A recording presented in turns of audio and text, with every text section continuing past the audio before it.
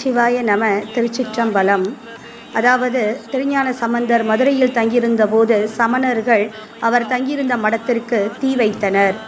அதனால் அவர் பாடிய பதிகம் இன்று நாம் பார்க்கும் பதிகமாகும். அதாவது சமணர்கள் உண்மை நிலையை அறியாமல் நான் இருக்கும் இடத்திற்கு தீக்கு இரையாக்கி விட்டனர். ஆனால் அத்தீ என்னை ஒன்றும் செய்யாதவாறு இதற்கு உடந்தையாக இருந்த பாண்டிய மன்னனுக்கு வெப்பு நோயாக மாற வேண்டும் என்று பாடுகிறார். பின்னர் இதே திருஞான சம்பந்தர் வெப்பு நோயை தீர்ப்பதற்காக மந்திரமாவது நீரு என்ற பதிகத்தையும் பாடி பாண்டிய மன்னனின் வெப்பு நோயையும் குணப்படுத்தினார். பாடலுக்குள் செல்வோம்.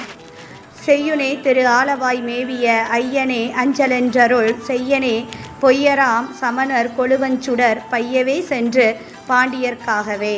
இப்பாடலின் பொருள்: செந்நிற மேனியை கொண்டவனே, திரு ஆலவாயில் வீற்றிருப்பவனே, இந்த தீ என்னை ஒன்றும் செய்யாமல் அஞ்சாதே என்று எனக்கு அருள் புரிவாயாக. சமணர்கள் உண்மை நிலையை தெரியாமல் இவ்வாறு செய்துவிட்டனர். ஆதலால் அதற்கு உடந்தையாக இருந்த பாண்டிய மன்னனுக்கு அது வெப்பு நோயாக மாற வேண்டும் என்று பாடுகிறார். இப்பாடலில் பையவே சென்று பாண்டியர்க்காகவே அந்த வரியை நாம் கவனத்தில் கொள்ள வேண்டும். ஆதலால் மன்னன் திருந்த வேண்டும்.